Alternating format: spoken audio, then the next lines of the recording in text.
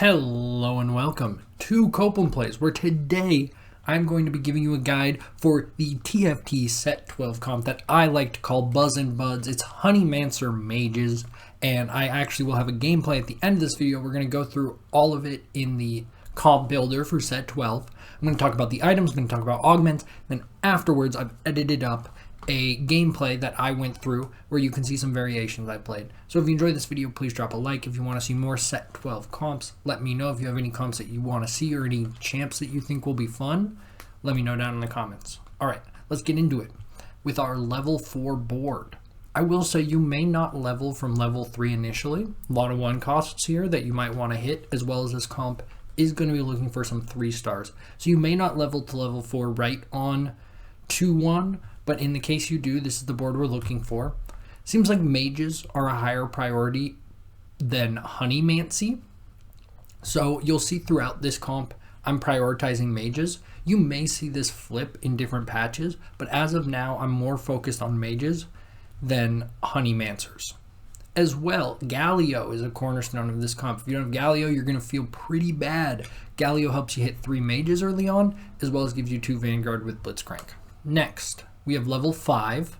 Level 5, we're going to be adding in Nunu, and hopefully we're hitting a Vagar. If not, you're going to keep running your Soraka, and I would recommend not selling Soraka right away. We'll want to play 5 mages when we can.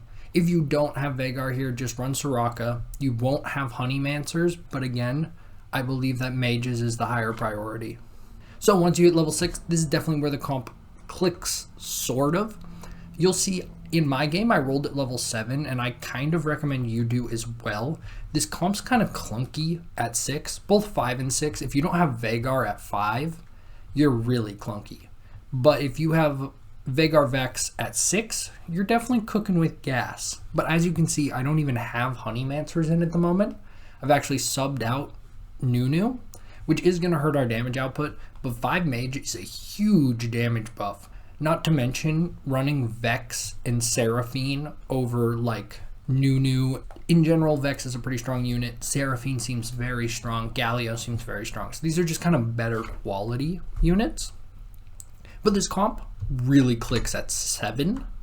And I think this is where we have our items, so we're going to be discussing it a little more in depth here at level 7. This is probably where you're going to want to roll, at least for the time being.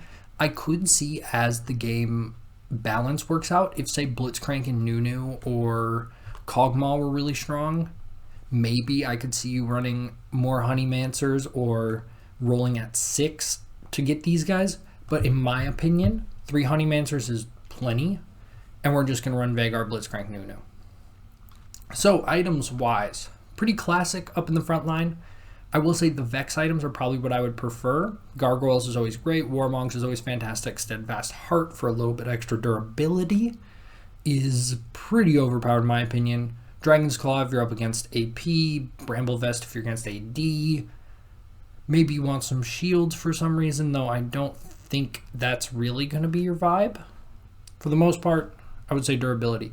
You also may want to think about spatulas. I don't have any of them in the augments now, but if you get any spatulas, you easily can run 5 Honeymancers if you get a Honeymancer spatula, or if you get a mage spat, you could run some more mages, even up to 7 or 9. What is 9 mage in this set? It's 135 attack power. You'll see in my gameplay, I sat at 5. I think for most of the game, I may have gone up to 7 right at the end. A couple augments I think will be very good. I will say I did not get any of these in my game. I got a couple of spatulas, and that was about it. We have practice partners. Whenever a mage casts a spell, they grant 5 mana to the nearest ally, gain a Soraka and a Galio. Honeymancers gain +1 more bees.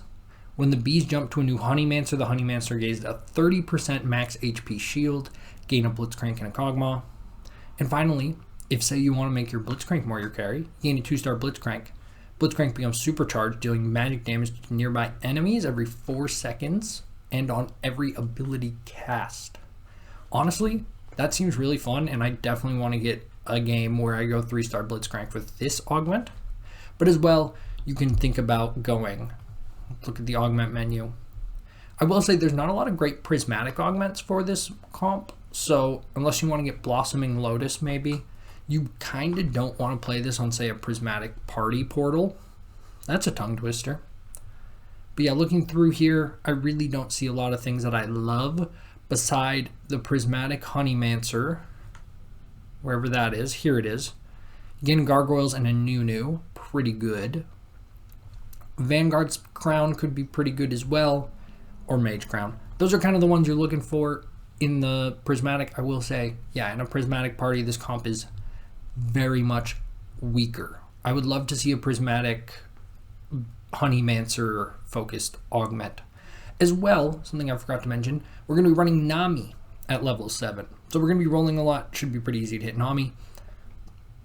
Also, items-wise, I never talked about these two. My bad. Vagar, you want a mana generation item. I use Shojin in my game. I think blue buff might be better.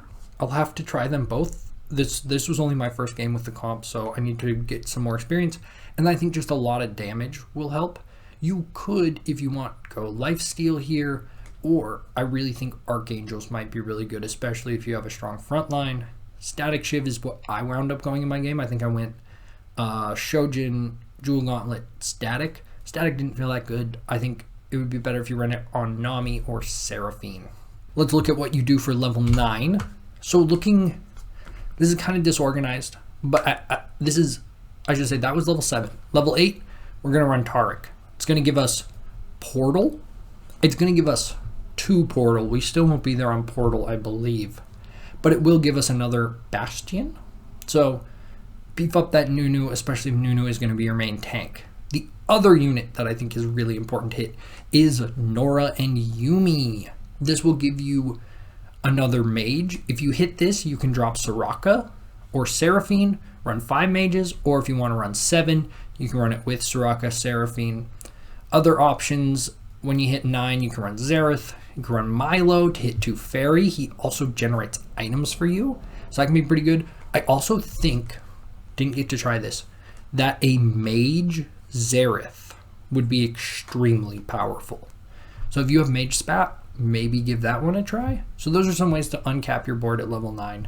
That's pretty much the guide. We're going to hop into the full gameplay that I commentated, which I'll chop up so it'll be easier to watch, but you can see some of the choices I made and some of the modifications that I had to make to this comp, because in reality, it's not going to go this smoothly, though I do think this level 7 board is going to be your best bet. Jumping right into this game, we had a Cast Fest portal. Cast Fest halves the price of casts in the shop, the new set 12 mechanic, so we're off to a pretty good start, followed up by a Blitzcrank for my first unit, which is already another great start. But not only that, we get a Galio from our first orb, and then in my first shop, I get 3 mages, 2 Seraphines, and a Soraka. At this point, I can tell Mort Dog is being like, dude, you gotta play mages. And I'm not gonna argue. I get my second shop, and it's a bit more underwhelming than the first. I do pick up another Vanguard in case I want to play 4 Vanguards to start off. But honestly, with this now Galio pair, I probably didn't need to pick up Warwick. I was also this was only about my 3rd game of the set, so I'm still reading champion descriptions, item descriptions, and whatnot, trying to learn all the units. So our first augment selection was a little underwhelming. Trade Sector, despite what you would think is actually quite poor for reroll, it's much better for playing something like a 4-cost comp, as insane as that sounds. So I did re-roll it. We get support cash and what doesn't kill you. Again, not great. I'm not trying to lose very much because I don't know the set well. So falling apart late game could happen. So keeping my health up at all points in the game is another priority. I wind up taking support cash here, which is not my favorite pick, but I really kind of got shafted, I think, on that first gold augment. I take the Eternal Flame, and I do not think that was the right choice for this comp. The Chalice would have been a much better option, but I'm still kind of new to support items, so I kind of choked there. We also summon Gargoyles, which I think is a great decision, keeping our front line very tanky. We actually never ended up buying that first Soraka because we never got gold. Actually, we did. We got a Cassidon. I'm an imbecile. Well, I was still figuring out what I wanted to play. So we get our first Soraka now, and I should probably be playing her and Seraphine. But again, this was my first game. I'm still learning the comp. And here is where I commit, actually. So going into 2-2, I realize I'm probably going to be playing mages with a Vhagar carry. Rolling into level 4, we get an excellent shop. We have both Vex and a Seraphine 2. If I wasn't already going to play mages, this shop definitely confirmed it for me. That brings us to our first carousel, which I will say in the previous guide I did not go into carousel priority, but as you can see here, we hit the nuts. I think, in my opinion, tier is probably top priority, followed by rod, though you do use a lot of rods in the build because you're going to be itemizing likely multiple mages. That being said, I had already been sitting on a sword, so this made a Shojin, and I was cooking. Not to mention, I also got another Vhagar in my shop. So I will say the game was a little bit lucky, but I think if you hit anywhere near this luck, you should probably consider playing this comp. Something interesting about Vhagar, if you look closely, you can see his mana bar doesn't quite fill on 2 auto attacks unless he's taking damage with Shojin. That's why I was saying in my itemization in part 1, you might want to run blue buff. I would have to see. Basically, it's 2 autos no matter what for Vhagar to cast with Shojin, which isn't great. I will say if he takes even the littlest bit of damage, it seems like he usually gets over the threshold. Watching this back, I really should have sold the Vanguards. Okay, I do. And buy all of these mages. Seraphine 3 actually could do some work. Seraphine seems like one of the best one costs. If you need an item holder for this comp, I would say go Seraphine over Soraka every time. I don't quite remember what I get from Krugs here. I don't think it was that game changing. My bench is pretty full, so I doubt I'm getting any good units. We get a rod. Okay, that's pretty good. Oh, and I get the bow. I will say this comp doesn't seem to have a lot of uses for bows. I didn't put in itemization, but Nashor's Tooth is probably a decent option. Outside of that, we have 42 gold. We're still very under leveled, which might have explained our level 1 performance, or stage 2, I should say, performance. We did hit Vhagar 2 here on 3-1, which is, honestly, watching this back, hitting Vhagar 2 on level 4 with a Vex pair is kind of absurd. And because I have Vhagar, on level 5 I can run 3 Honeymancer, 3 Mage. I didn't realize it in the moment, but this guy's actually contesting me for a couple of mages. So he's holding a Vex, a Seraphine, and a Soraka back there, and he was running a 2-star Seraphine. So always something to be looking out for in your matchups.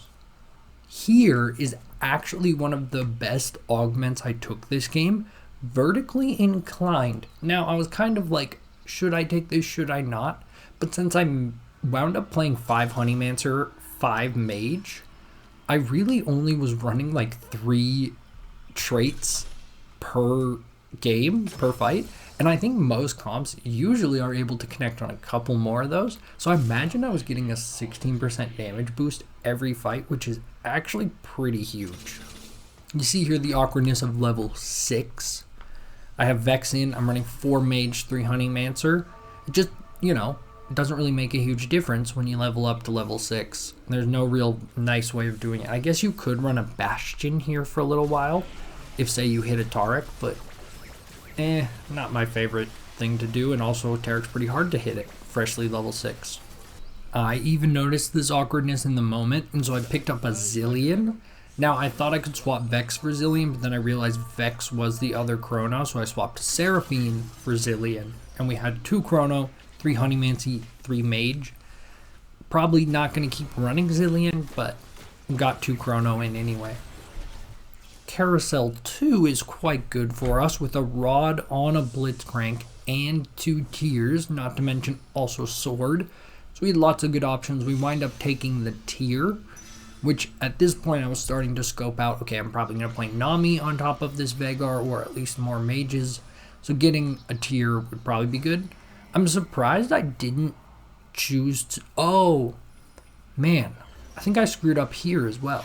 I think I should have slammed Archangels, but instead I slammed Static. Static, I really just don't think is that good on Veigar. You want him to have the one really hard hit, especially when you have a bunch of other mages you're running too.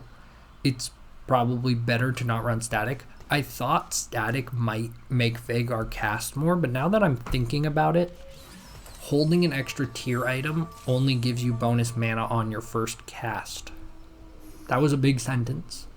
But now that I'm thinking about it, I am realizing I screwed up. And that would never have worked. And I definitely should have slammed Archangels. I like that this comp has a lot of built-in frontline, like you're just running a lot of frontline units. Running exclusively gargoyles at this point as far as my tank items go, and I feel like my frontline is holding its own quite well. We hit Vex 2, which is a pretty good find. I'm also at this point like 3-star curious. I know I'm going to be re-rolling a lot here at 7, and you know, with hindsight, now that I know I probably won't run 5 Honeymancer, I don't think I would hold these 2 Kog'Maws and the Ziggs, that's his name, and the Ziggs. So I would probably sell them and hit the gold, hit 30 econ. You can also see here a close-up of Veigar taking 2 auto attacks, or I guess 3 auto attacks per cast. That's what I was getting a close-up of. So it's not the best. Static Shiv was not the savior I needed. What do the orbs have for me this time on Wolves? I get a sword, I get another tier, and I get a glove. So I think I was really had my heart set on getting a jeweled gauntlet for Veigar, but I think I'm still kind of think of Ludens when I think of a Rod plus tier, when in reality now it's Archangels, which is a much better item, especially in this scenario. So probably should have run Archangels plus something else. I'm not really sure because we only have 1 Rod at this point. But taking the tier on Carousel may have been a mistake. Well, no, it was the only thing we could take. Okay. I'm rambling at this point. I am also thinking, should I make another Shojin? And this is where I'm looking at the other mages and going, okay, I can run Nami, or I can run that other Yuumi and frickin' whoever the heck it is, the 5 cost. I guess, spoiler, I never get the 5 cost in this game. We roll at 7 for a pretty long time, so I'll say those level 8 and level 9 options from the beginning, maybe not as feasible always. I think going to 8, you'll do most games. Going to 9, it will be when you top 4. Here we get a Honeymancy crest. Now I had a hard time choosing. I was like, do I want the Honeymancy crest or do I want Unified Resistance? I decided to go for a Honeymancy crest because it's new and fun, and we would be able to run 5 Honeymancers. Though Blossoming Lotus was also high on my priority list. I guess now that I think about it, I already have JG, so Blossoming Lotus actually wouldn't have been as good in this situation. Another reason why Archangels might have been a better option. Little aside, you see this gain of Voidling for 1 round that I got? So I click it and I was like, shoot, the round already started. Am I going to lose the Voidling? But you will see I just get the Voidling next round. So if you're ever like, know your next matchup isn't going to be that hard, but maybe the one after could be hard, you can always wait till the round starts to buy the spell. Here we hit our first Nami, which is pretty exciting. Here I was in a little bit of an awkward spot because I'm like, okay, do I want to put Seraphine's item on Nami? But Seraphine kind of does work. Why did I sell that Soraka there? That was a mistake. Oh, I didn't think about selling Seraphine. Okay. I mean, that was still a mistake. I don't actually remember what I take here. I assume I take the Rod. Yeah, I think I was trying to get an item for Nami. Nami's ability is definitely more supportive and not so much a damage ability. I think the mana generation on her is great. So far as the attack or ability power, pardon me, I don't think it was really that worth it. Maybe a different mage could use it better. We also hit Nami 2 here. Very exciting. Here I did sell my Seraphine and put in 5 Honeymancer. What I will say is, from my experience, I didn't find Honeymancy to be very strong at the 5 tier. I think having 3 is definitely worth it to buff up your Veigar, but after that, I think it's a little bit overkill. The only reason I ran it here, I guess, was 1, to try it out to see if it was good, and 2, because I just didn't have a replacement mage yet. I kind of was hoping I would hit the 5 cost, but I'm only level 7. I don't know why I was thinking that. Jumping forward quite a bit, we're now still level 7. You haven't really missed much. We are sitting on 7 Vagars at the moment. We are also contested for Vagar. You see this guy has Vagar with even better items, so a little scary with that, but I'm sitting on 7, so I wasn't too worried about it. He's also level 9. Interesting. When I'm sitting on 7 of something, usually I will just roll, 8 of something. I'll just roll till I hit it. We're also sitting on 7 of Nunu and Blitzcrank, but I'm not gonna roll for those. Not much left for me on last carousel. You can see pretty much anything that would have been useful to my comp was gobbled up. I decided to go for Quicksilver. I'm still not sure that was the right decision. I just needed something. I threw it on my front line for kind of just the stats. It does kind of take me back to Zephyr days when you would throw a QSS on your front line sometimes to stop Zephyrs. And we're going to go to level 8 so we can play our second Bastion. And then I'm like, wait, never mind. We have to play Mage. So I probably should have dropped the Honeymancers and run 2 Bastion. But also, I do have that vertically inclined augment. So maybe this was the right call in this scenario.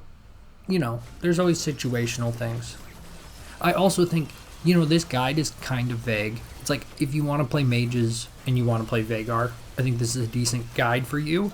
But it's still the PBE. Stuff's still going to have to be changed. In some patches, maybe Honeymancy is super strong. Maybe in other patches, mages are super strong. Maybe in some patches, Nami is super strong. So I think you're going to really want to balance your build around that. We're on the round after Dragon now, so stage 6-1, and we catch a pretty lucky break. We get a champion duplicator in our shop, and remember the spells were halved at the start of this game, so that was a very good value play. We're then going to do a little bit of rolling.